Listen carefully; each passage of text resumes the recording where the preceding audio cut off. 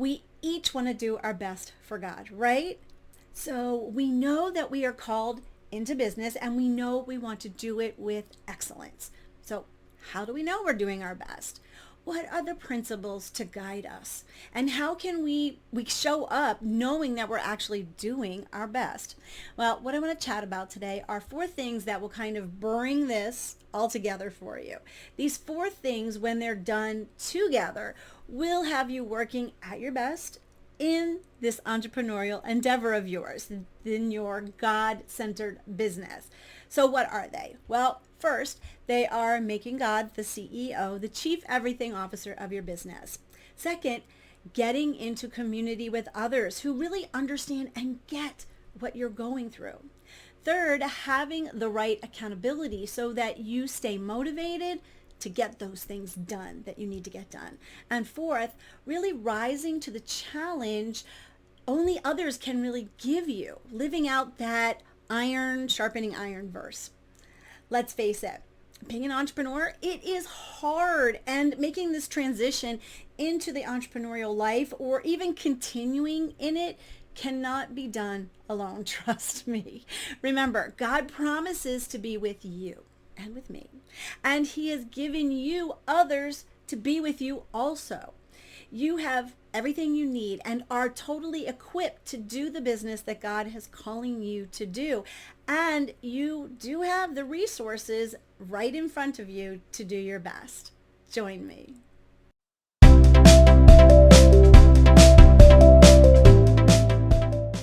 Hey there, wise woman. This is DeneenTB, your Christian business growth strategist and clarity coach, bringing you another video about how to show up in your God-centered business with focus and direction, confident that you are on the right path with what God is calling you to do. Make sure to subscribe if you are liking the content here. Thank you so much. So let's dive right into these 4 things that will have you showing up, doing your best in your business. First, making God the CEO of your business. Chief everything officer. This means bringing everything to God, not just asking him to bless your plans as kind of an afterthought after you've decided everything you're going to do. I love what Psalm 37:5 says. It says, commit everything you do to the Lord, trust him, and he will help you. Now, this verse starts with the word commit, or that part of it says commit. Commit really means to pledge, to promise, to devote what you are doing to the Lord first. Then the next part says trust. So let me ask, do you trust God with your business? Do you trust and know that he has your best at heart? When clients are not seeing the results that they want, I remind them that God is using their business to transform them into the image of his son. This applies to all believers in business. Transforming us is really God's first priority, not accomplishing some lofty goal that you or I have set for ourselves. So let's remember that, because I am a goal setter. In fact, I teach creating goals and setting action steps in one of my master classes, but I was guilty of creating the wrong goals when I first started my business. My total focus was on the revenue, not the impact that I could make.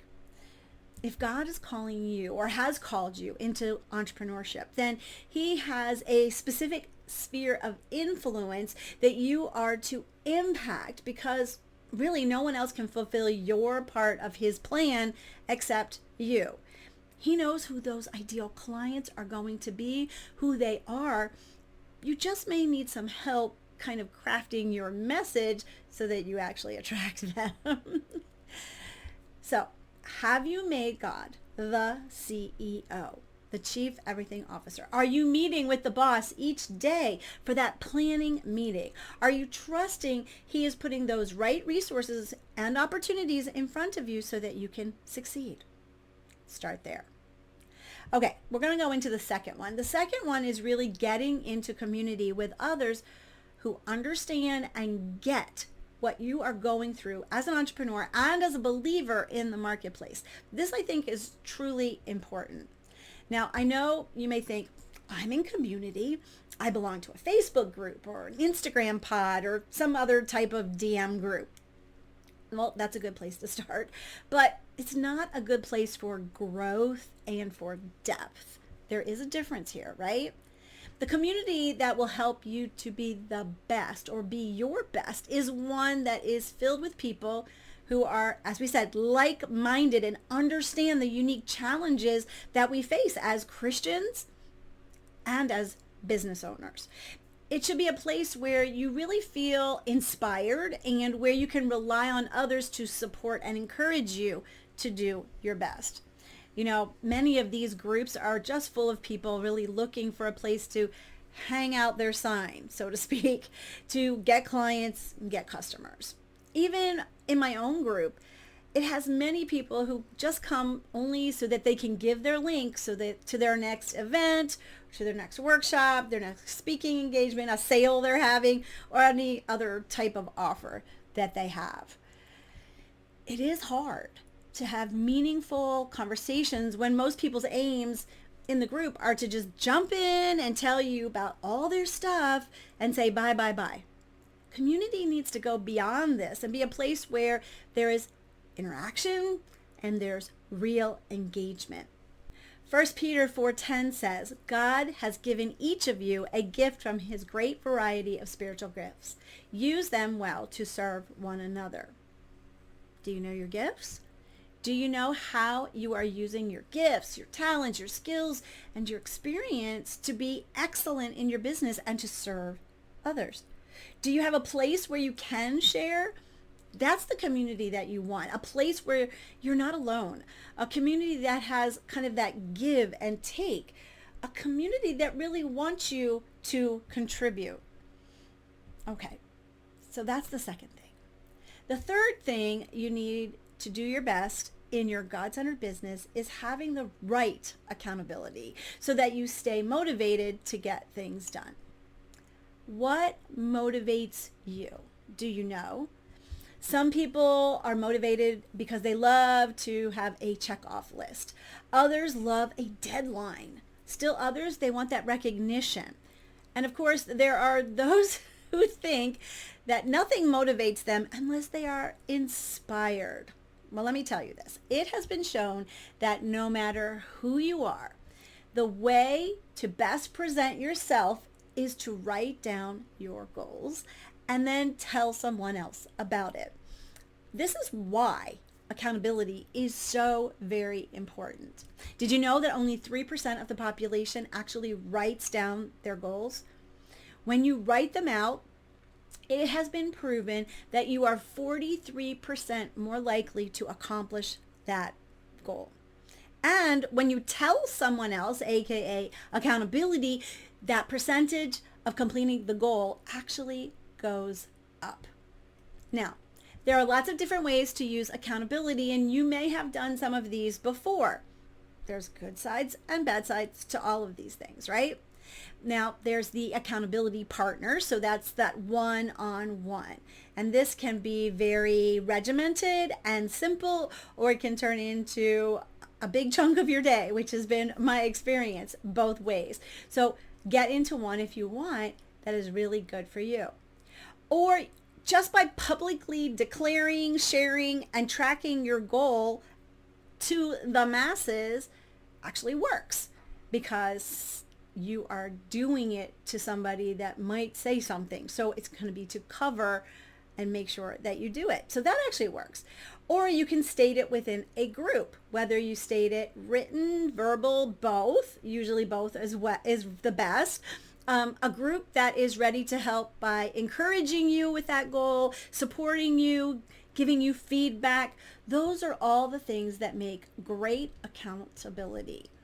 Now, Romans 15:2 says this: we should help others do what is right and build them up in the Lord.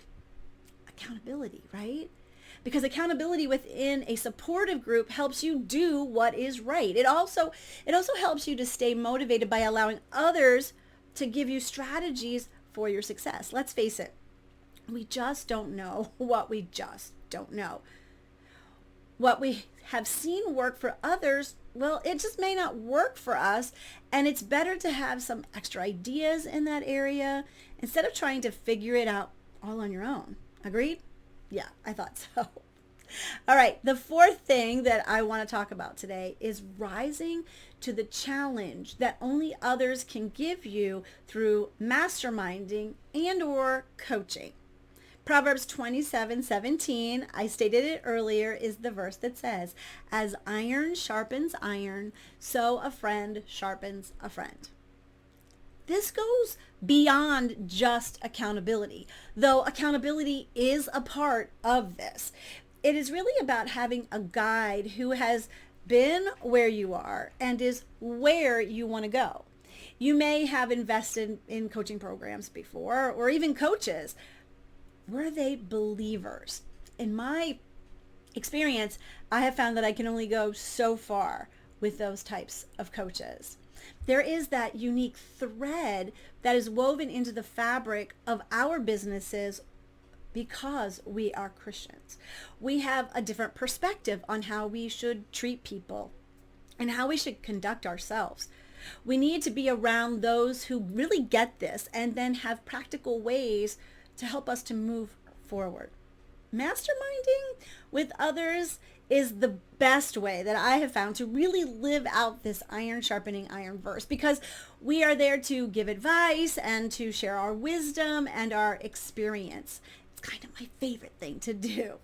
And coaching is so needed when you are an entrepreneur because, like Proverbs 19 tells us, we need to get all the instruction that you can. In fact, Proverbs 19, 20, and 21 really shows us why coaching and masterminding are invaluable to our businesses. These verses say, "Get all the advice and instruction you can, so you will be wise the rest of your life. You can make many plans, but the Lord's purpose will prevail." You know, God has set us up to do things together, to build one another up, to spur one another on, to love one another, to serve one another, and to pray for one another. He has also provided these opportunities for us so his purposes will prevail. So how can you do your best for God as a God-centered entrepreneur? Well, we've just gone through 4 of them, right? And if we work with them together, they are going to help you show up as your best in your business, doing it with excellence. First, making God the CEO. Second, getting into community with other believers. Third, having the right accountability to stay motivated. And fourth, rising to the challenge of investing in those who can lead you. Now, I want to invite you to check out Calling Clarity. What would you find there? We put God first. In fact, I like to say that we help you to grow your faith so that it fuels your business. Now, we have many ways for you to connect your faith and your business and to truly serve God each and every day through your business. Second, we are all about community and sharing with one another our ideas, our feedback, our encouragement, and our prayer for one another. Third, we love accountability, and we have found a great way to incorporate it into every single week. You will stay motivated to accomplish the things that God is putting on your heart to do and stay consistent in your business. And fourth, the masterminding and coaching are based on how God has designed you. I have a proven method to help you find clarity and move forward in your business. And we work hard to help you do it in your best way so that you succeed. I know when you pull all 4 of these things together, you then have what you need to do your best for the call that God has put on your life through business. So let's have a chat about what Calling Clarity can do for you. Let's see if this is what you've actually been looking for. I'll put that link down in the description so that you can make that appointment today. This is DeneenTB. Thanks so much for being here with me. Make sure to like this video. Tell me in the comments about some of your experiences within these entrepreneurial communities that you've participated in. I'd love to hear the good, the bad, and the ugly. That would be awesome. And don't forget to subscribe. Have a great rest of your day. And as always, be filled to overflowing.